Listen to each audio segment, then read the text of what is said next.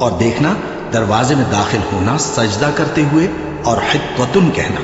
ہم تمہارے گناہ معاف کر دیں گے اور نیکی کرنے والوں کو اور زیادہ دیں گے۔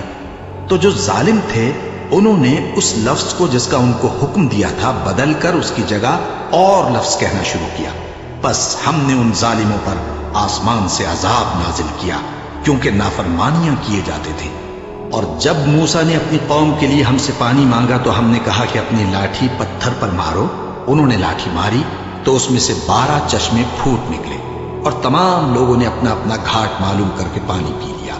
ہم نے حکم دیا کہ اللہ کی عطا فرمائی ہوئی روزی کھاؤ اور پیو اور زمین میں فساد نہ کرتے پھرنا۔ اور جب تم نے کہا کہ موسیٰ ہم سے ایک ہی کھانے پر صبر نہیں ہو سکتا تو اپنے پروردگار سے دعا کیجئے کہ ترکاری اور ککڑی اور گیہوں اور مسور اور پیاز وغیرہ جو نباتات زمین سے اگتی ہیں ہمارے لیے پیدا کر دے۔ انہوں نے کہا کہ عمدہ چیزیں چھوڑ کر ان کے بدلے ناقص چیزیں کیوں چاہتے ہو؟ اگر یہی چیزیں مطلوب ہیں تو کسی شہر میں جا اترو، وہاں جو مانگتے ہو مل جائے گا۔ اور آخر کار ذلت و رسوائی اور محتاجی و بے نوائی ان سے چمٹا دی گئی اور وہ اللہ کے غضب میں گرفتار ہو گئے۔ یہ اس لیے کہ وہ اللہ کی آیتوں سے انکار کرتے تھے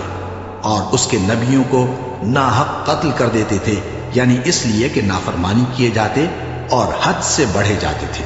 جو لوگ مسلمان ہیں یا یہودی یا عیسائی یا ستارہ پرست، یعنی کوئی شخص کسی قوم و مذہب کا ہو، جو اللہ اور روز قیامت پر ایمان لائے گا اور عمل نیک کرے گا تو ایسے لوگوں کو ان کے اعمال کا صلہ اللہ کے ہاں ملے گا اور قیامت کے دن ان کو نہ کسی طرح کا خوف ہوگا اور نہ وہ غمناک ہوں گے۔ اور جب ہم نے تم سے عہد کر لیا اور کوہ طور کو تم پر اٹھا کھڑا کیا اور حکم دیا کہ جو کتاب ہم نے تم کو دی ہے اس کو زور سے پکڑے رہو اور جو اس میں لکھا ہے اسے یاد رکھو تاکہ عذاب سے محفوظ رہو، پھر تم اس کے بعد عہد سے پھر گئے، سو اگر تم پر اللہ کا فضل اور اس کی مہربانی نہ ہوتی تو تم خسارے میں پڑ گئے ہوتے۔ اور تم ان لوگوں کو خوب جانتے ہو جو تم میں سے ہفتے کے دن مچھلی کا شکار کرنے میں حد سے تجاوز کر گئے تھے، تو ہم نے ان سے کہا کہ ذلیل و خوار بندر ہو جاؤ، اور اس قصے کو اس وقت کے لوگوں کے لیے اور جو ان کے بعد آنے والے تھے عبرت اور پرہیزگاروں کے لیے نصیحت بنا دیا۔ اور جب موسیٰ نے اپنی قوم کے لوگوں سے کہا کہ اللہ تم کو حکم دیتا ہے کہ ایک بیل ذبح کرو، وہ بولے کیا تم ہم سے ہنسی کرتے ہو؟ موسیٰ نے کہا کہ میں اللہ کی پناہ مانگتا ہوں کہ نادان بنوں۔ انہوں نے کہا کہ اپنے پروردگار سے التجا کیجئے کہ وہ ہمیں یہ بتائے کہ وہ بیل کس طرح کا ہو۔ موسیٰ نے کہا پروردگار فرماتا ہے کہ وہ بیل نہ تو بوڑھا ہو اور نہ بچڑا بلکہ ان کے درمیان یعنی جوان ہو، سو جیسا تم کو حکم دیا گیا ہے ویسا کرو۔ انہوں نے کہا اپنے پروردگار سے درخواست کیجئے کہ ہم کو یہ بھی بتا دے کہ اس کا رنگ کیسا ہو۔ موسیٰ نے کہا پروردگار فرماتا ہے کہ اس کا رنگ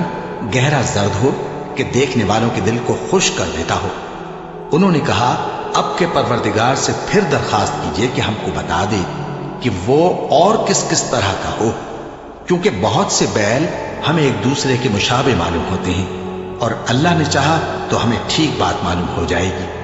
موسیٰ نے کہا کہ اللہ فرماتا ہے کہ وہ بیل کام میں لگا ہوا نہ ہو، نہ تو زمین جوتتا ہو اور نہ کھیتی کو پانی دیتا ہو،